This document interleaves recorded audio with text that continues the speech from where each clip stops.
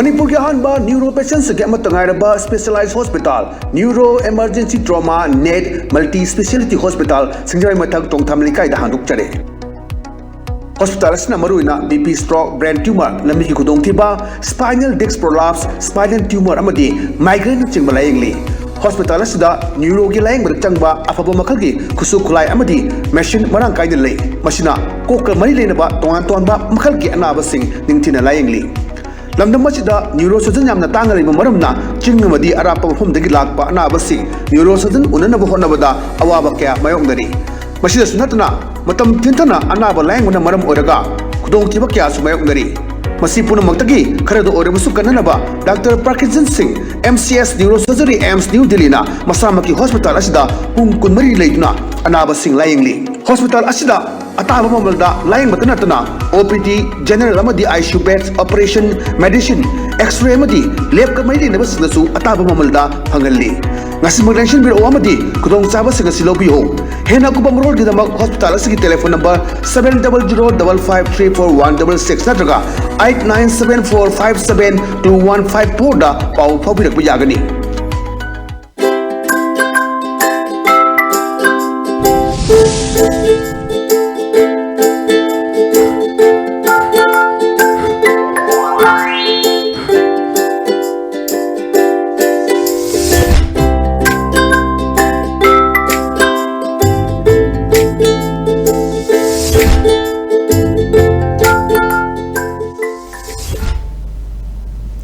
Konjare ELITETV ki test of cartoon maha omeng ta beri busu hang tara mokchari mero ngasin fala fonga pause singi cartoon singda cartoon ni shina kari hani liba kari ponong liba kari wakal khalang ni babdu me am song thamjage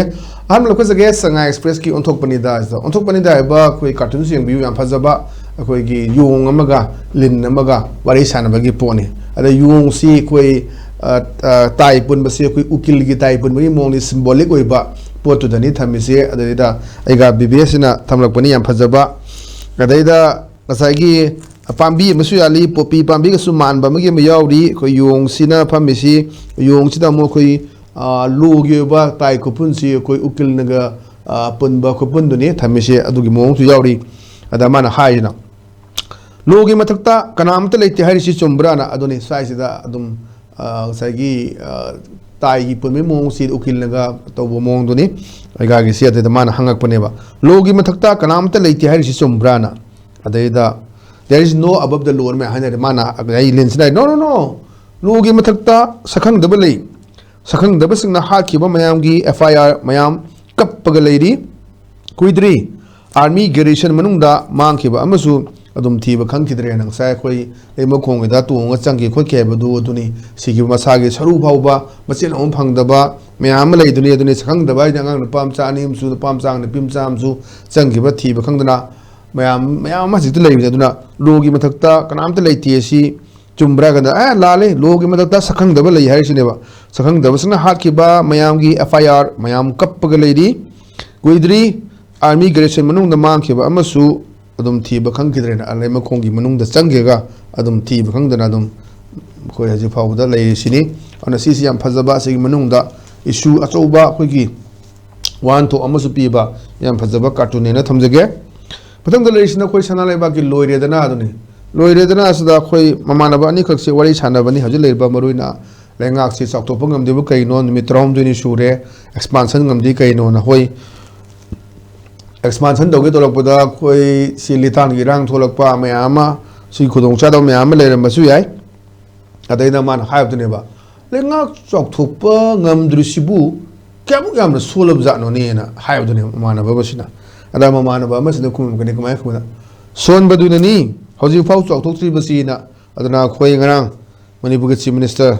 Wai Khemchan Delhi re changre wai chalaga party ke leaders sing central leaders sing unaraga High Command sing unarakanda kanabu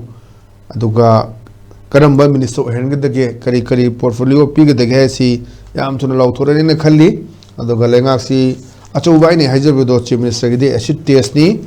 2027 na mikhal pangthogadoni seida ke amna ticket ki matang da leiriba adi haji fauda party ki president sindribani matamdi loire na ma haina ba me am leiribani center gi shingre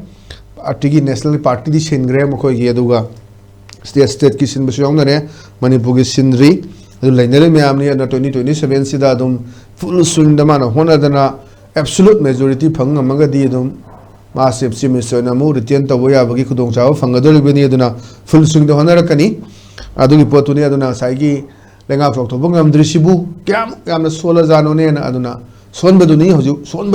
phok to season na kara son dam sam thau tai yaro da potudi yaro haiba ngamgani haiba gi amne straightforward oiba adumba chief minister ni adum haibuni leilena sarkar leikanda leba ngakpa ngamoi da boita di resign to buro kaina ta phung hak ta hai ngamba adumba gi guts amasu leiba chief minister ni aduna masamuna oira akanda mi si changdi ngai da di adum amna kano to ge khalamba du ga changa kanda manung da mu kari leibjano aya potu khangna kanda karam thabo lokhala ka de du we have to wait and watch ni aduna yam phajaba sisu hajigi koi gi signal ma adugi mai khujin ama thillaga takpa adumba cartoon ne thamjage patang da leisna koi pungna phamgi balo he aduni balo he sida koi chief minister na magi PA da person secretary da PA bhamni mana haigida kamai haigida koi gi chief minister sikra dum smart ba jagoi saba thabal chongba kari kra me amje to potu ne adu da base tora kan da ne miyam gi sarkar ni haiba tapna uralangni hayu lagliba yausangdagi uba horani ha ana mayam se dum thabal se phagi dongna badune khoina andaki chief minister thabal jam pamani adagi jagoi sabyam pamani adodum khoi lei adagi silongi leiba khoi konak sangma adagi leiba hanagi chief minister oramba maming du chapchaba kawre subject to correction dugi aduna so khoi isai ga saktana mayama tawdana du gitar khong adum tawu yawe khoi sigina magi sigi lifestyle ni adu Manipur ka khara chana ba wali wati aduna ngana mayam ni kamena mayam ni aduna mamangda khoina amjugi general secretary kanda chatpada adum kanogi khoi Meghalaya ge chief minister si sai ga saktana khu mayam welcome to no tawi aduni adani mayam gi sarkar ni haiba tamna uragni hayo la leba yausandagi uba horani ha ana khoi yengsi expansion yausang mamangda di sarkar si chokthorok pa jai aduga khoi chauna celebration tawna di sarkar leidana minister la di amu khoi hali sakpa me sakpi me amsu nungaini anoba minister oiba jaga thomjan dana dum tawnani queue lemna doni cm banglo ga se queue de leidoni hali sakpi me amala ani gari mapot basta de karida minida de auto de diesel auto da tunga am nungai sin du urakadro bani aduna miyam ge sarkar heba tamne uralni hayo laadeba yausangdagi uburu ni hawrani na am phajaba dum cartoon ne thamjage patang da leisna khoi huelan paugi as loire hebadune ba sida elected ama yaure khoi haiduni kuta pajama selaba ni tupi upaba mayam sidi ising phangdana sanabun gasi pathanga ontho ising phangdre hebadune ba adaman haibne 2099 phawdadi ising yawa leire roena hasi 2026 ni 99 di yam jang re kuire du da ga da mana haire sir ada dia ko ju leire lo si re ne no noi si ga wang tene ngasi da gi chai ni pu yang kai matung da di adum khoi ju ni dum thadu adum sakhi do sangchar laromi ba kholomi ba mayam sing si adum mami una dum tar ga khonje ne le hodu ni si ba ji de khoi number pu le re bani any moment da any kudakta adum si ba ya ba adu ga khoi na nungti gi tumi ju si ba ga cha manai ni tumbai si wa chamaram ni kaim khangdram ni bigap tholok tadi loire aduna khoi ngang ba chung ba toriyo mayam sing ngasi minister oi ba mayam sing ji adum sei kunthra ni phugi matung da di loina Brindaban prapti oi gidro ngaktani ona thabak se tawu matam dam seng na khara tawba hingi punsi sa khara nuai na hingmina ba sida da alak pa mi ho ba lei mayam se lo na kong si du kai su pu bia roi aduna khoi sing ji kan ka thok pa ma ga le na thabek tawina ba tungi mirol gi damata khara tawramba tungi mirol na koi shona hoba mayam duni aji leira board kari kara mayam si lana dana koi na magi ningsing thonga pangthoi duni aduna koi sahi yankhai gi matung da di akhoi su u phangaroi akhoi khonjel sida nga hawo gadamni YouTube ta kari da le hodo mayam se siga tang hawo duni aduna kadang thabak nushi jana na himina ba leiring da harawang leiba adugi potuni am jaka oise an thamjage mathang da leisna khoi karon thudang hawa do leirang do habne hawa do leirang ya phajaba ate manau khanabagi sinne sinsida kamai mai na pasna hai gena mokoi gi center si nangi khudong bacha manakre na thilla ga sita ko si to ma hapo si to ai ma deputy sem hapo kuki dagi hambo adagi naga dagi ma hapo adu lokhalo an handaki मैम जे सरकार से मई मतंग से पुसलक बाय तारे को अन कनाबु अनौबा न्यू फेस कांबु मिनिस्टर लाकद्रा नत्रगा हानगी मिनिस्टर सिंग लाकद्रा अखुन हानबदो ओल्ड वाइन इन न्यू बोतल ना युदी चा मनबा माई बोतल लुसिनबा अदुदंग ओइगदरिब्रा हाइबना चिंगमा मैम से अदम खोई खनरगा लाकने अदैदा मखोई की सेंटर सी नंगी खुदुमी का चा मानखरे ना हायमे अद माई ने पिजने खुमके हेरा मथौ तौबदी अगी खुदोमी ने हेलमगनी दार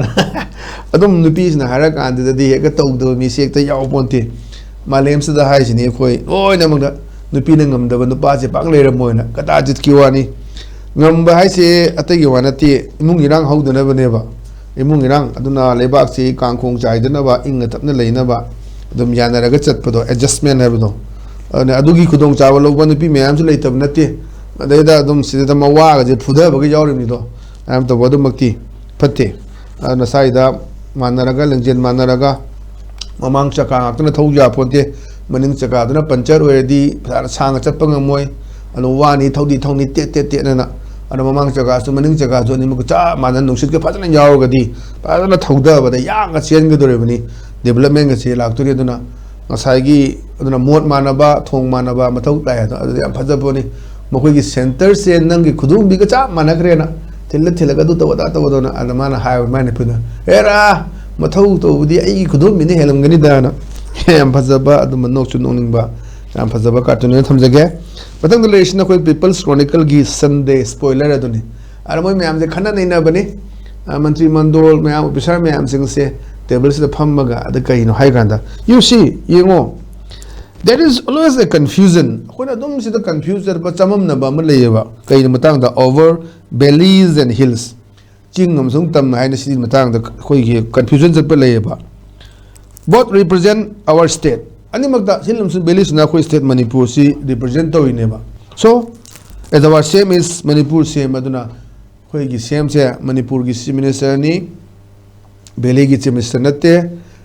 दगी तोंगाना चिंगी चिम मिनिस्टर चिंगम सुंगतम अनिमकी मिनिस्टर नि हाइदना याम फजबा माथो लेबा पोतुनी अदुना सिदा चिंगतम खाइरिबा कोइ लेरिबदोगी तसेंगबगी दि कोइ मणिपुर सी हिल स्टेट नि हाइदना लोंनबा याबा पोट नि मैनि पिरिबा अकॉर्डिंग टू साइंस की खोइगी मालेमगी लेमाइदगी हाइतारे खोइगी समुद्रगी इमाइदगी कयाम नो वंखल लई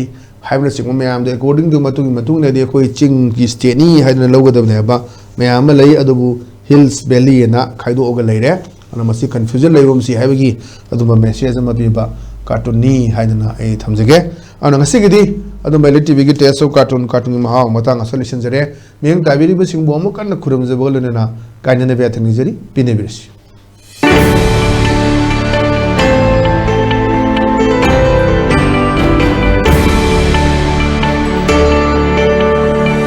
Manipur के हानबा न्यूरो पेशेंट्स के मतंगाइरबा specialised hospital neuro emergency trauma net multi speciality hospital सिंगजय मथक टोंगथाम लिकाई दा हानुक चरे हॉस्पिटल असना मरुइना बीपी स्ट्रोक ब्रेन ट्यूमर लंबी की खुदोंथिबा spinal disc prolapse spinal tumour अमदी माइग्रेन चिंगबा लायंगली हॉस्पिटल असदा न्यूरो की लायंग चंगबा अफबो मखल की खुसु खुलाई अमदी मशीन मरांग काइद लई मशीना कोक मरी लेनबा तोंगान तोंबा मखल की अनाबा सिंग निंगथिना लायंगली लमदम मसिदा neuro surgeon यामना तांगलिबा मरमना चिंगमदी अरापा मफमदगी Lakpa अनाबसी neuro surgeon उननबा होनबदा अवाबा कया मायोंगदरी मसिदा सुनतना मतम थिंथना अनाबा लायंगना मरम ओरगा खुदोंथिबा कया सुमायोंगदरी मसी पुनमक्तगी खरदो ओरबसु कननबा doctor Parkinson Singh MCS neuro surgery AIIMS new Delhi ना मसामकी हॉस्पिटल असिदा पुंग कुनमरी लेदुना अनाबा सिंह लायंगली हॉस्पिटल असिदा अताब ममलदा लाइन मतनतना OPD जनरल अमदी ICU beds operation medicine x-ray अमदी लैब कमैली नबसनसु अताब ममलदा फंगल्ली ngasimagnation biro amadi kudong chaba singa silobiyo hena kubam road gidamag hospital asigi telephone number 7005534166 natraga 8974572154 da pau phabirak yagani